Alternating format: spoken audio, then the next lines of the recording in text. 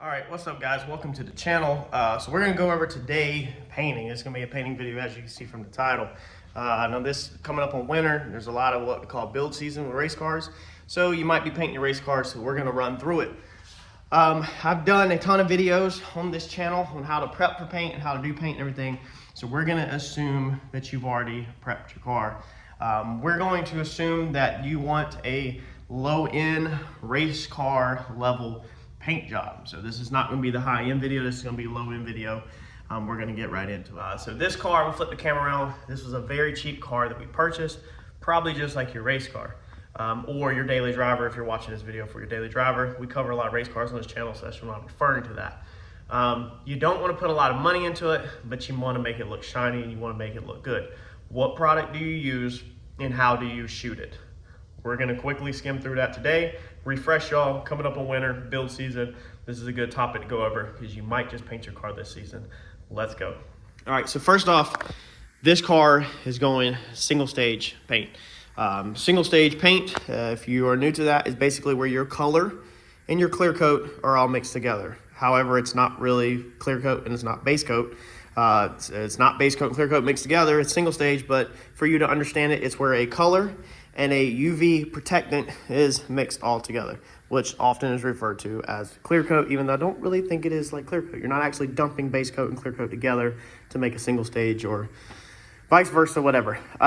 This car we purchased, this was a salvage title, this was wrecked. We replaced absolutely no parts on this car. So this car was hit right here, like your race car might have bumped the wall, and we literally just adjusted the parts, tweaked the parts, and that's it. So this car was totaled over that, and we literally replaced absolutely nothing on it wreck-wise. We're doing some maintenance on it.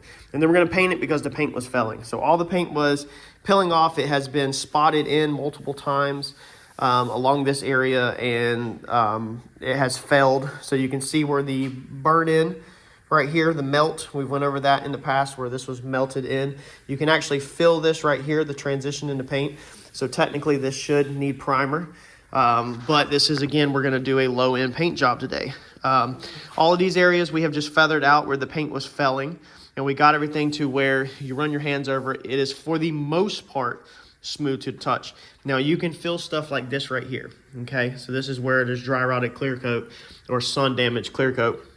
So you can still feel it, but we've ran it over. We ran over everything with 180 grit. You would only do this in a situation that you wanted to smooth the car out really fast and do a really cheap paint job and get yourself back to the racetrack or get this thing knocked out in one weekend. The correct way would be to smooth all your car out with maybe, you know, a 320 grit preferably, not higher, and then do any primer or body work. Now, your primer or body work is a whole separate thing of what grits you need, but generally I do whole entire cars with only 80 grit, 180 grit, 320. It's all I use to paint pretty much every car. Randy's race car, the Red Fox body on his channel, was painted with 80 grit, 180 grit, and 320. Nothing else. It was not painted. It was not sanded any higher than that. It stopped at 320 grit. It got painted, and then if you watched them videos under the Turbo John Racing Crew playlist, we wet sanded and buffed it afterwards. So you do not need to prep your car for paint with a 400, 600, anything like that under most situations. There's certain situations where if you're doing like a silver that you might need to step up to like a 400 or 600 in preparation for paint, but you know, we're not going over that. We're gonna leave the badges completely just untaped. It's my decision. I'm just gonna paint them over them so they're gonna be color matched. I'm not gonna try to tape them. I'm not gonna tape them off, nothing like that. You can go ahead and leave the comments that stop being lazy, hack job, whatever, that's cool. Go ahead and drop them below. I don't care. This is about the same way you'd probably be doing a really cheap race car or daily driver. We're gonna go ahead and color match the door handles. So we're just gonna rock and roll straight over them. We're not gonna tape them up. We're not gonna take them off, nothing like that. And we're gonna just rock and roll straight over the metal. We're gonna rock and roll over to felled clear coat and everything. No primer work on this car. I'm gonna show you how it turns out. Nothing was stepped up past 320 besides the headlights. So everything on this car was sanded with 180 grit. The headlights were done with 180 and then 320. They're gonna be covered up. And then tomorrow after the paint's dry, we're gonna put some paper around them and we're gonna shoot clear coat over the headlights to restore them since this is a car lot. dealership car. That way they look pretty. That's a trick for yours too. The roof also had felling clear in the center. So as you can see, we've got off what was flaking. It's dirty, still gotta be wiped down. We've got off what was flaking and damaged, but we're not shooting primer because the stuff that we're using is a single stage paint, and it will go straight over metal because of what it is. Each product that you change and each product that you use is gonna have different rules or different guidelines to go with it. So you need to read the tech data sheet with your product, call the company that you bought it from, go to the store that you bought your paint from, whatever the situation is, and ask for the technical data sheet. That will tell you what that product is designed to do. What we're gonna paint this with is an ALK200.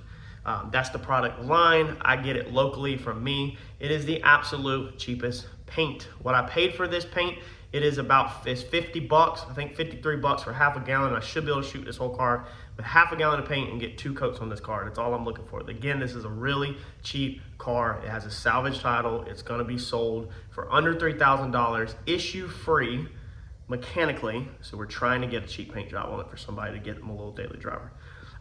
You need to read your product that you're shooting with because every application is different. If you were doing a base coat, clear coat, you would need to do your primer, your etching primers over your metal, and then your filler primer and block that out because base coat is not gonna stick to metal.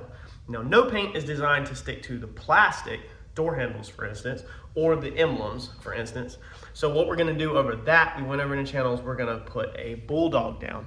We're gonna spray a bulldog first, and I'll show you that. And that is an adhesion promoter, and that is gonna make the paint stick. So bulldog, you can pick this up Amazon, eBay, your local parts store, whatever. Just look up bulldog near me if you want to buy it local or order it.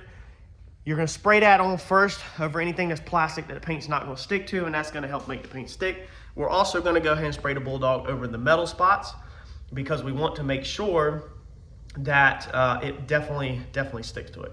The single stage that I'm using, the ALK200, is basically like an equipment or trailer paint. So it's designed to paint equipment with tractors, trailers, stuff like that, but it still has a gloss. Now this product, you can buy the hardener that will provide a gloss with it. So it's gonna still be glossy and it's still gonna look decent, and we're gonna be able to deliver this car to a customer for, on the low side, you know, $3,000 or less probably, and we still make money on it to keep the doors open, but also have like less than 6 hours in this whole entire repair of this car, whole entire car. So really fast, really shoddy work, and this is gonna fit a ton of race cars that are on the lower side that you just want it to look good, but you don't wanna worry about it being scratched up or anything like that.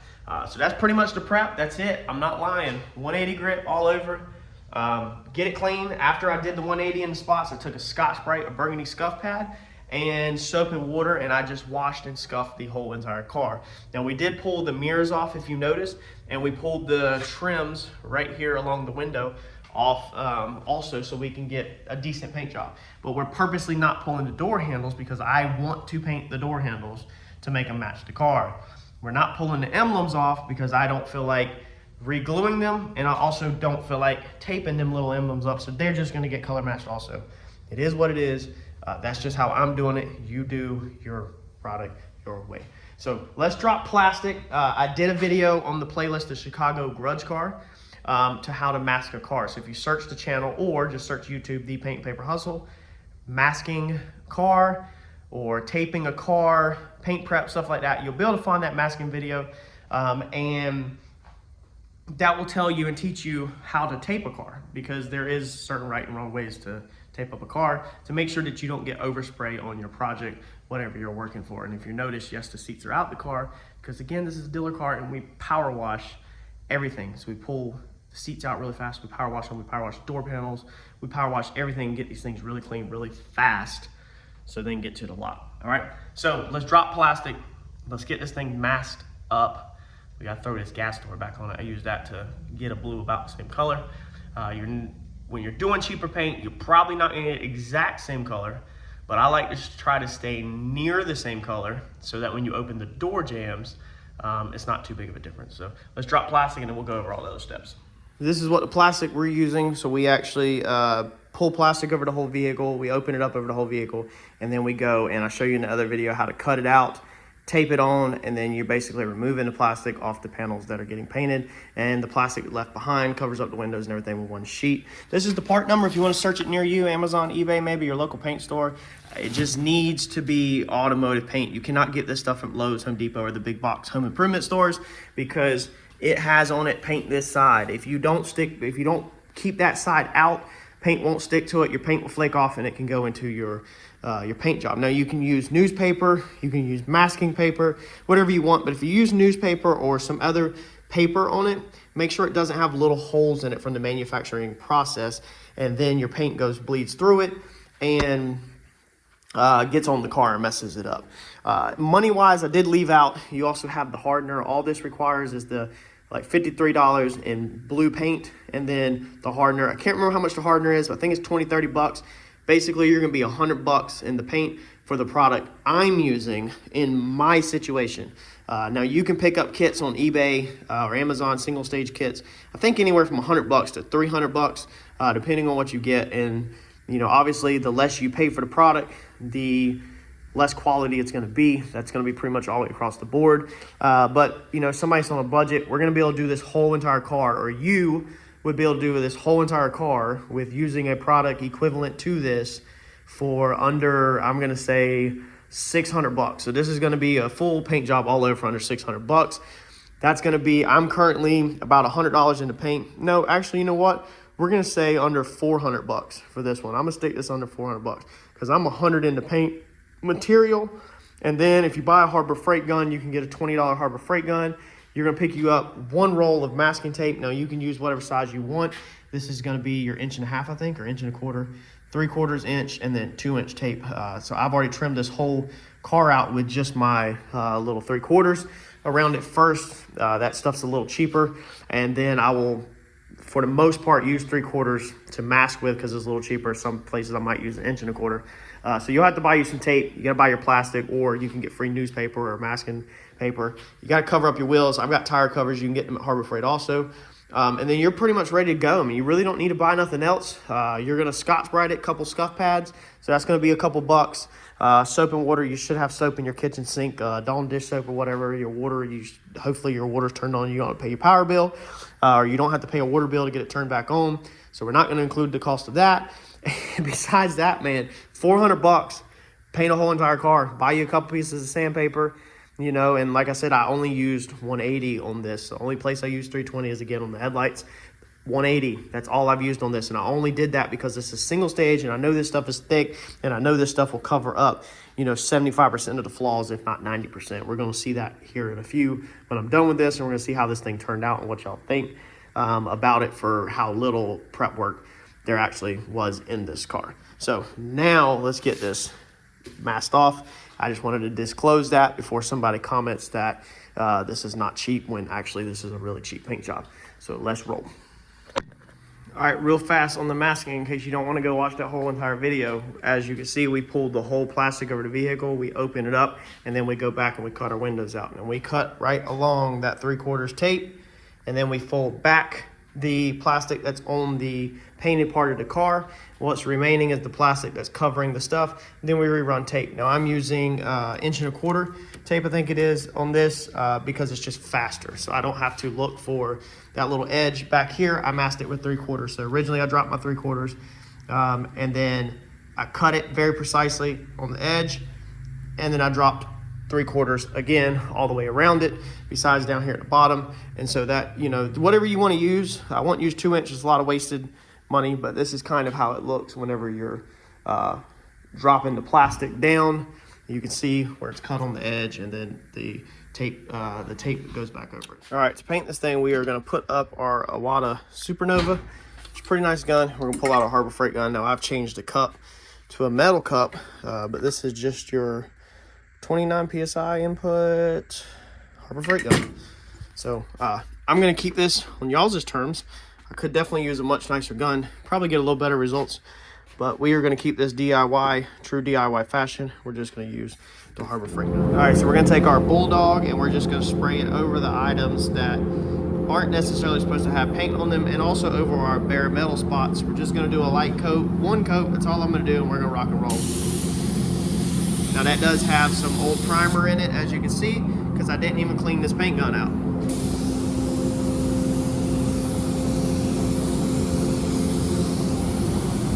We're just doing it over these areas to kind of seal them down. Door handles.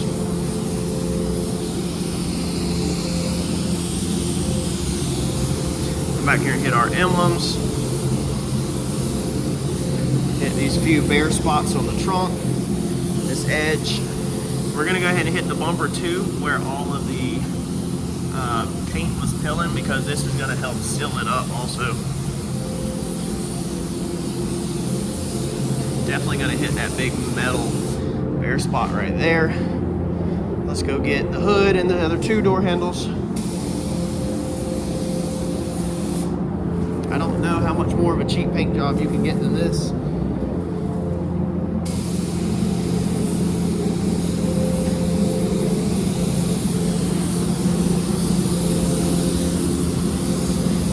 You can still see that it's spitting trash, it's spitting old primer. So let's not think that this is some high-end job.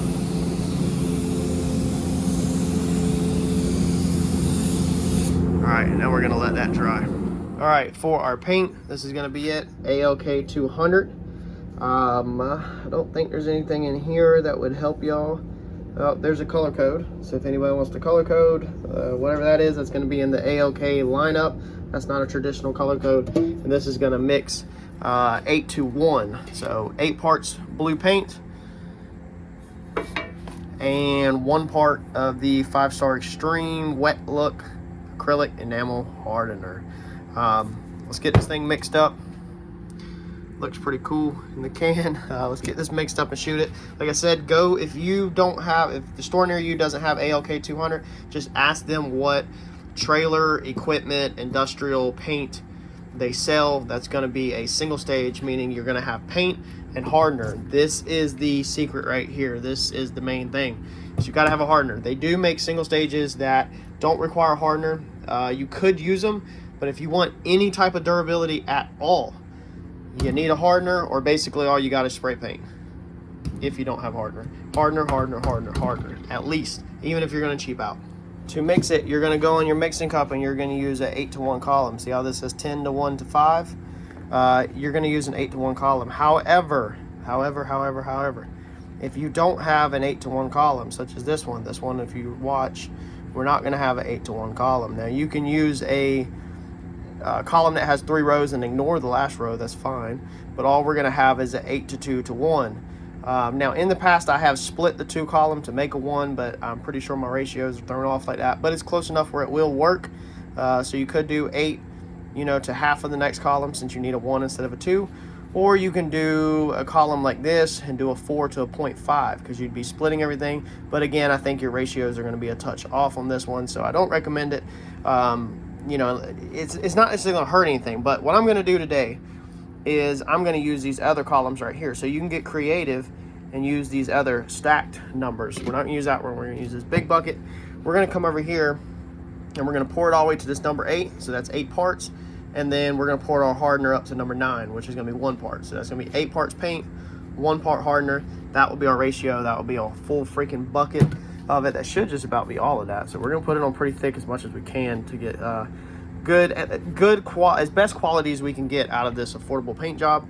And we're going to shoot it. So let's pour that up, paint to the 8 column, hardener to the 9 column. That'll make paint 8 parts, hardener 1 part. All right, so for our gun setting, what I'm going to do with this gun is I'm going to keep a fan pattern all the way out. So your fan pattern is this top knob. I'm going to pull that thing all the way out. It's just going to click because it's a cheap gun. And I'm just going to bump it back in a little. Just bring it back in a little. That opens the fan up to maximum capacity, and then it closes it up just a little so it sprays a little better. Now we're going to do 50% overlaps, and I'll show you that here on this plastic before I get going, before I turn the booth back on. So that means basically that there's going to be this is your fan pattern from 1 to 4. That's going to hit there, and then your 1 finger is going to hit between your 2 and your 3 on the next pass, okay? And again, 1 finger is going to hit between 2 and 3 on the next pass. So 50% overlaps across everything. As far as air PSI, if you get the data sheet with your paint or your product that you're using, then you can go off of the recommended air PSI. As you can see, I do not have an air regulator on this. So this is literally wide open from the air compressor. And then I simply adjust it down here on the gun, going off of how it sounds and also how it looks. Basically, if you're blowing too much paint out, if your air PSI too high, then the fan's coming out like this. Then in the center of the fan pattern, okay, let's put a little diagram on the side of the car real fast. See, that's a little too high. Okay, so that's already real messy. This paint gun's gotta be adjusted real fast. But it's a football shape, okay? So if it's blowing too high, then there's gonna be too much air and it's gonna distort the paint all over the place. If it's too low, it's gonna spit and sputter. Now you can see that it spit and sputter right here, and I'm technically too high. It's because this gun is dirty. So this is a gun we use for primer. We don't clean it out hardly. We just put paint thinner in it. So this gun is just all around bad, but I wanted to use something bad so that I can show that if I can get certain results, you can definitely get certain results also. I didn't want to come in here and use top of the line equipment and then you can't relate to it at the house. But your fan pattern should definitely be in the shape of a football. Whenever you spray it on there, it should be, you know, bigger in the center. And that's the reason why you're going to do your overlap. So you're getting maximum coverage in the center every time. And just 50% overlaps. If you want to, for some reason, tighten up your fan pattern, you can. But I recommend it on these guns and most guns to be most of the time all the way open. My Wada Supernova, I crank it in 2.5 turns just because that's what looks best and that's what gets it out. It's kind of just feel and going with the flow on what works for you on your gun. But again, every situation is going to be case by case. You'll see my 50% overlaps, and I'll have to play with the gun real fast just to get it to shoot decent, and it'll probably take a second for it to clean out some of that gray crap that is shooting out of it. But by the first pass doesn't matter for me. The second pass, the gun should be nice and clean, and we should be rocking and rolling.